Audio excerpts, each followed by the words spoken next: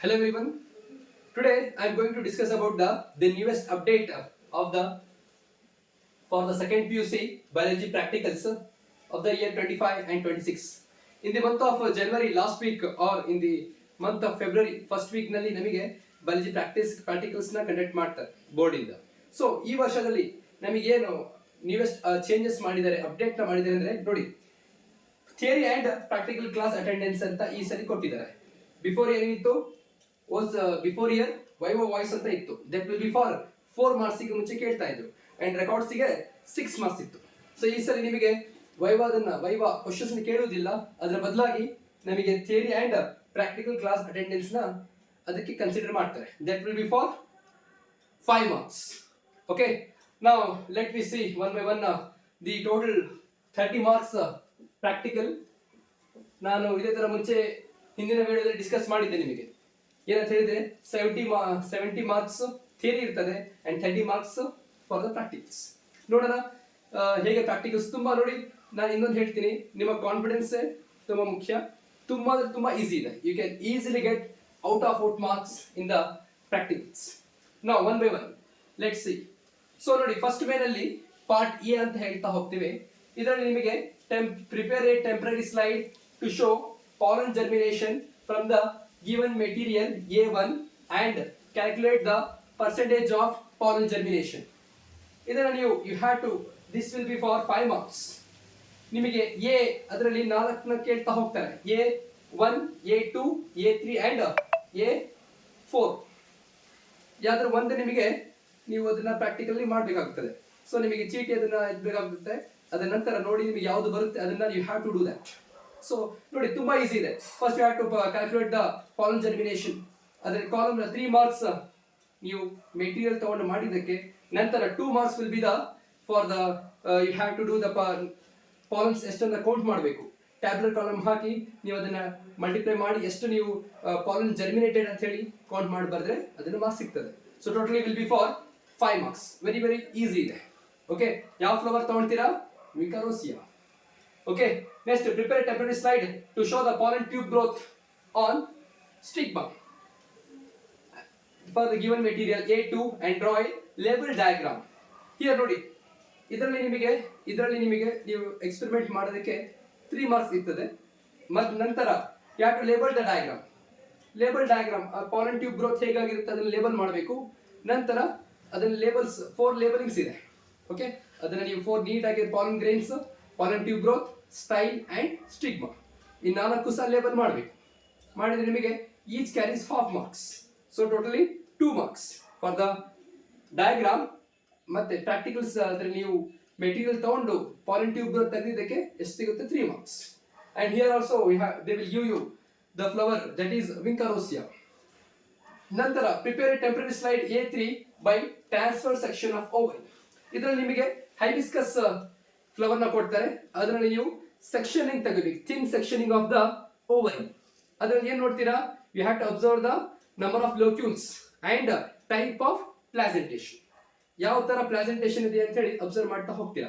So ನೀವು practically ಮಾಡಿದಕ್ಕೆ 3 marks, ಮತ್ತೆ number of locules and type of placentation, ಯಾವ ತರ ಪ್ಲಾಸೆಂಟೇಷನ್ ಇದೆ ಅದನ್ನ ನೋಡಿದ್ರೆ ನೀವು ಅದಕ್ಕೆ 2 ಮಾರ್ಕ್ಸ್ ಇರ್ತದೆ. ಸೊ ಪ್ಲಾಸೆಂಟೇಷನ್ ಅಂದ್ರೆ ನಿಮಗೆ ಆಲ್ರೆಡಿ ಫಸ್ಟ್ ಇಯರ್ ಅಲ್ಲಿ ಓದಿದ್ದೀರಾ. What is placentation? ಅಂದ್ರೆ the arrangement of ovules in the ovary is called placentation.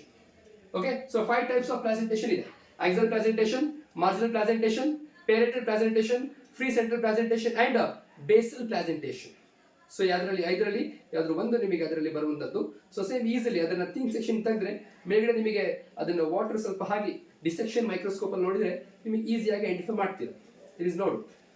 ನಂತರ prepare temporary slide to show the nuclear staining A4 ಅಂತ ಹೇಳ್ತೀವಿ and report the shape of the cell and number of nuclei. Shape here ನಿಮಗೆ ಇದರಲ್ಲೂ ಸಹ ನಿಮಗೆ onion ಕೊಡ್ತಾರೆ. So onion peel ತಗೊಳ್ತೀರಾ, ನಂತರ ಅಸಿಟೋಕಾರ್ಬನ್ stain ಹಾಕ್ತೀರಾ. ಅದರಲ್ಲಿ ಏನು ಅಬ್ಸರ್ವ್ ಮಾಡ್ತೀರಿ? ನಂಬರ್ ಆಫ್ ನ್ಯೂಕ್ಲಿಯೈ, ಎಷ್ಟು ನ್ಯೂಕ್ಲಿಯಸ್ ಇದೆ ಅಂತ ಹೇಳಿ ಅಬ್ಸರ್ವ್ ಮಾಡ್ತೀರಾ. That will be for 2 marks. Practically materials ತಗೊಂಡು ನಿಮಗೆ ಕೊಡ್ತಾರೆ ಎಕ್ಸಾಮ್ಸ್. ಅದನ್ನ ನೀವು ಪೀಲ್ ತಗೊಂಡಿದ್ರೆ ಥಿನ್ ಸೆಕ್ಷನಿಂಗ್ ಆಫ್ ಪೀಲ್ ತಗೊಂಡಿದ್ರೆ ಅದಕ್ಕೆ 3 ಮಾರ್ಕ್ಸ್ ಇರ್ತದೆ. ನಂತರ you have to number of nuclei ಎಷ್ಟಂತ ಬರೀಬೇಕಾಗುತ್ತೆ. ನೋಡಿ, ನಾನು ಹೇಳಿದಷ್ಟೇ ಎಷ್ಟು ನೀಟಾಗಿ ನೀವು ಬರೀತೀರಾ ಅಷ್ಟು ಒಳ್ಳೆ ಸ್ಕೋರ್ನ ಮಾಡ್ತೀರಾ. ಫಸ್ಟ್ ನಿಮ್ಮ ಪ್ರೆಸೆಂಟೇಷನ್ ನೀಟಾಗಿ ಅದನ್ನು ನೀವು ಗೊತ್ತಿರೋದನ್ನ ನೀಟಾಗಿ ಬರೀಬೇಕಾಗುತ್ತೆ. ಓಕೆ, ಸೊ ಅದಕ್ಕಾಗಿ ವಿಥೌಟ್ ಸ್ಪೆಲ್ಲಿಂಗ್ ಮಿಸ್ಟೇಕ್ಸ್ ಮಾಡಿದ ಹಾಗೆ ನೀವು ಆದಷ್ಟು ಪ್ರಾಕ್ಟೀಸ್ ಮಾಡಿ. Okay, then so A1, A2, A3 and A4 ಗೊತ್ತಾಯ್ತಾ? ಸೊ ನಾಲ್ಕರಲ್ಲಿ ಯಾವ್ದು ಒಂದು ನಿಮಗೆ ಎಕ್ಸಾಮ್ ಕೇಳ್ತಾರೆ. ಸೊ ಇದರಲ್ಲಿ ಎರಡು A1, A2 ವಿಂಕರೋಸಿಯಾ ಫ್ಲವರ್ ನೆನ್ಪಿಟ್ಕೊಳ್ಳಿ, A3 ಹೈಬಿಸ್ಕಸ್ ಫ್ಲವರ್ ಕೊಡ್ತಾರೆ, A4 ಆನಿಯನ್ ಪೀಲ್ನ ಕೊಡ್ತಾರೆ. ಅದನ್ನು ನೀವು ಈಸಿಯಾಗಿ ಅದನ್ನು ಮಾಡ್ತಾ ಹೋಗ್ತಾರೆ. Already I hope you already ನಿಮ್ಮ ಕಾಲೇಜ್ಗಳಲ್ಲಿ ಮಾಡಿದ್ದೀರಿ ಅಂತ ಅನ್ಕೊಳ್ತೇನೆ ಇದನ್ನು ಪ್ರಾಕ್ಟಿಕಲ್ಸ್ನ. ನಂತರ ಪಾರ್ಟ್ ಬಿ ಅಂದರೆ this is the compulsory for everyone. ನೆನ್ಪಿಟ್ಕೊಳ್ಳಿ, ಪಾರ್ಟ್ ಬಿ ಏನಿದೆ ಅಲ್ಲ, that should be common for all. There will be no choice. ಏನು ನೀವು ಒಂದು ಎಕ್ಸಾಮ್ಸ್ ಅಲ್ಲಿ ಒಂದು ಬ್ಯಾಚಸ್ನ ಮಾಡ್ತಾ ಹೋಗ್ತಾರೆ. ಸೊ ಎಲ್ಲರೂ ಕಾಮನ್ ಆಗಿ ಎಲ್ಲರೂ ಕೇಳ್ತಾ ಹೋಗ್ತಾರೆ. ಸೊ ಏನಿದು, prepare temporary slide of the given material B and identify the any one stage of mitosis and comment on stage observed. You have to identify the stage. Okay, identify stage ಮಾಡಿ. ಎಷ್ಟು stage ಇದೆ? It may be prophase, metaphase, anaphase and telophase. Okay, just ನೀವು ಅದನ್ನ ಆನಿಯನಲ್ಲಿ already ready ಮಾಡಿ ಇಟ್ಟಿರ್ತಾರೆ ಮೆಟೀರಿಯಲ್ನ. ನೀವು ಅದನ್ನು ತಿನ್ನೋದು ತಗೊಂಡು ಅದನ್ನ ಪ್ರೆಸ್ ಮಾಡಿ, ಜೆಂಟ್ಲಿ ಪ್ರೆಸ್ ಮಾಡಿ, ಅದನ್ನ ಮೈಕ್ರೋಸ್ಕೋಪ್ಸಲ್ಲಿ ಅಬ್ಸರ್ವ್ ಮಾಡಿದರೆ, ಕಾಂಪೌಂಡ್ ಮೈಕ್ರೋಸ್ಕೋಪ್ ಅಬ್ಸರ್ವ್ ಮಾಡಿದರೆ, ಮತ್ತೆ ಯಾವ ಸ್ಟೇನ್ ಆಲ್ರೆಡಿ ಹಾಕಿರ್ತಾರೆ, ಯಾವುದು ಅಸಿಟೋಕಾರ್ಬನ್ ಸ್ಟೇನ್ ಹಾಕಿರ್ತಾರೆ. ಸೊ ಅದನ್ನ ರೂಟ್ ಟಿಪ್ನ ಸ್ಮ್ಯಾಶ್ ಮಾಡಿ, ಅದು ಜೆಂಟ್ಲಿ ಪ್ರೆಸ್ ಮಾಡಿ ಅಬ್ಸರ್ವ್ ಮಾಡಿದರೆ automatically will observe the stages. ಈ ಸ್ಟೇಜ್ 4 ಸ್ಟೇಜಸ್ ಇದೆ. ಸೊ ಅದರ ಒಂದು ನಿಮಗೆ ಸ್ಟೇಜ್ನ ಕಾಣ್ತಾ ಹೋಗ್ತಾರೆ. So that will be for 5 marks compulsory. For practical experimental doing 3 marks.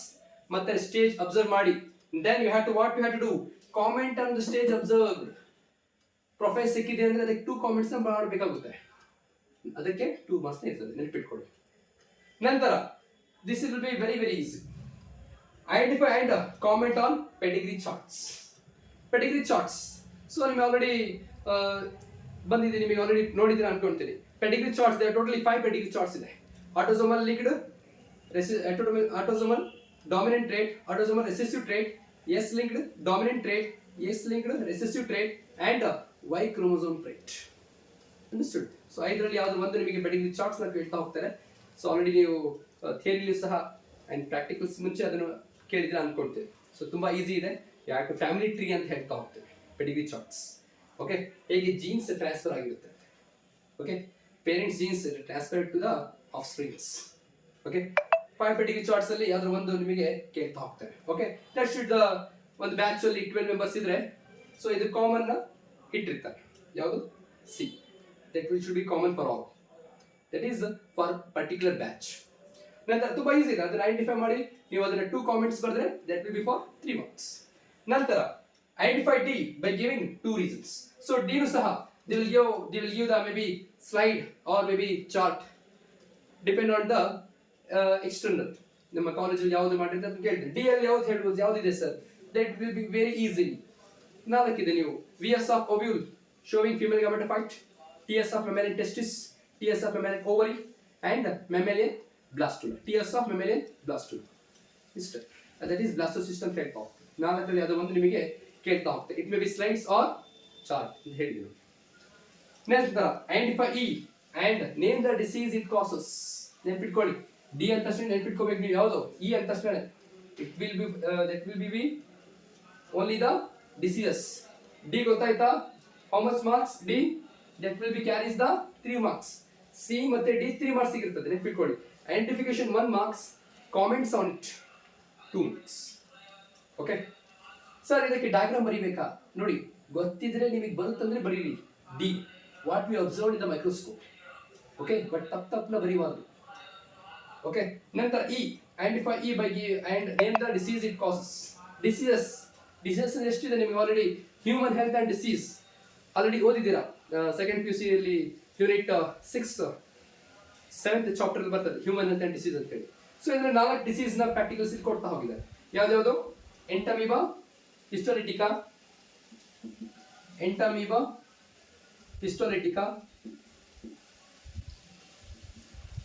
ನಂತರ ಪ್ಲಾಸ್ಮೋಡಿಯಂ ವೈವ್ಯಾಕ್ಸ್, ಪ್ಲಾಸ್ಮೋಡಿಯಂ ವೈವ್ಯಾಕ್ಸ್, ನಂತರ Ascaris ಲುಂಬ್ರಿಕಾಯ್ಡ್ಸ್,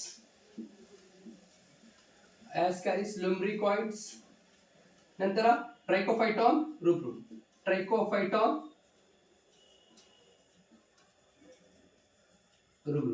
so totally 4 diseases, 4 diseases ಇದೆ. ಕಂಪಲ್ಸರಿ ಆದ್ರೂ ಒಂದು ಕೇಳ್ತಾ ಹೋಗ್ತಾರೆ. It may be in the form of specimen or chart or slide. Okay, ನೀಟಾಗಿ ನೆನ್ಪಿಟ್ಕೊಳ್ಳಿ. First identification 1 marks, ನಂತರ you have to decide cause, ಯಾವ ಡಿಸೀಸ್ ನ ಕಾಸ್ ಮಾಡುತ್ತೆ ಅಂತ ಹೇಳಿ ಅದಕ್ಕೆ 1 ಮಾರ್ಕ್ಸ್ ಇರ್ತದೆ. So that will be for 2 marks. Okay, next identify F and comment on it. F ಅಂದ್ರೆ ಯಾವ್ದು sir? homologous and analogous organs. Homologous already you studied in the evolution chapter ಓದಿದ್ದೀರಾ. Homologous and analogous. Homologous means same organ and structure but different functions. Analogous means different origin and structure but same functions. Okay, and for this examples, analogous, homologous organs examples are ಯಾವ್ದು ಬರುತ್ತೆ? Already ನೀವು 4 limbs of bat and 4 limbs of man. Plants ಅಲ್ಲಿ ನೋಡ್ತಾ ಹೋಗಿದ್ರೆ homologous organs, that will be the thorns of cucurbita, thorns of lemon, tendrils of cucurbita or coccinea. Analogous organs in animals ಅಂತ ಹೇಳಿದ್ರೆ wings of birds and wings of insects. Analogous organs in plants ಅಂತ ಕೇಳ್ತಾ ಹೋಗಿದ್ರೆ potato and carrot. So 4 ನಿಮಗೆ ಇದೆ practicals ಅಲ್ಲಿ, ಯಾವ್ದು ಒಂದು ನಿಮಗೆ ಕೇಳ್ತಾ ಹೋಗ್ತಾರೆ. ಸೊ ತುಂಬಾ ಈಸಿ ಇದೆ ರೀ, ಯಾವುದು ಕಷ್ಟ ಇಲ್ಲ. Next theory and practical class attendance. So this is the newest update ಈ ಸರಿ ನಿಮಗೆ ಇಟ್ಟಿರುವುದು. ಈಸಿಯಲ್ಲಿ ಸ್ಕೋರ್ ಮಾಡಿ ಅಂತ. That will be for 5 marks. And completed and duly certified practical record ನೀಟಾಗಿ ಕಂಪ್ಲೀಟ್ ಆಗಿರಬೇಕು, ವಿತ್ ಸಿಗ್ನೇಚರ್ ಆಗಿರಬೇಕು. ಎಷ್ಟು ನೀಟಾಗಿ ನೀವು ಬರೆದಿರ್ತೀರಾ ಅಷ್ಟು ನಿಮಗೆ 20 ಮಾರ್ಕ್ಸ್ ಸಿಗ್ತದೆ. That will be for 5 marks. Okay, so totally 30 marks practicals ಇರ್ತದೆ. ಸೊ ಆಲ್ರೆಡಿ ಯಾರು ಪ್ರಾಕ್ಟಿಕಲ್ಸ್ನ ಅದು ಪ್ರಿಪೇರ್ ಆಗಿಲ್ಲ, ಆದಷ್ಟು ಬೇಗ ಪ್ರಿಪೇರ್ ಆಗಿ ನಂತರ ತುಂಬ ಈಸಿ ಇದೆ. You can easily score the good marks. Okay, so ನೋಡಿ ಇವೆಲ್ಲ ಯಾಕೆ ಸರ್ ಇಟ್ಟಿರ್ತಾರೆ ಪ್ರಾಕ್ಟಿಕಲ್ಸು? ನೀವೆಷ್ಟು ತಿಳ್ಕೊಂಡಿದ್ದೀರಿ, ಎಷ್ಟು ಓದಿದ್ದೀರಿ ಅಂತ ಮುಖ್ಯ. ಅದಕ್ಕಾಗಿ ಸೊ ಎಷ್ಟು ಜಾಸ್ತಿ ಪ್ರಾಕ್ಟೀಸ್ ಮಾಡ್ತೀವಿ, ರಿವಿಷನ್ ಮಾಡ್ತೀವಿ, ತುಂಬ ಈಸಿ ಇದೆ. A1, A2, A3, A4 ಯಾವುದು ಒಂದು ಕೇಳ್ತಾರೆ. B that will be common for all. C pedigree chart. D that is mammalian testis ಆಗಿರಬಹುದು, ovary. ಓಕೆ, ನಂತರ E diseases. F homologous and analogous organs. ನಂತರ that is common attendance marks, and last is practical reports. So, okay, I hope you all understood this. So ಚೆನ್ನಾಗಿ ನೀವು practice ಮಾಡಿ. So ಒಳ್ಳೆ ಈಸಿಯಾಗಿ score ಮಾಡ್ಬೋದು. Okay, so practical will be the very easy. I hope I wish you all the best. Thank you.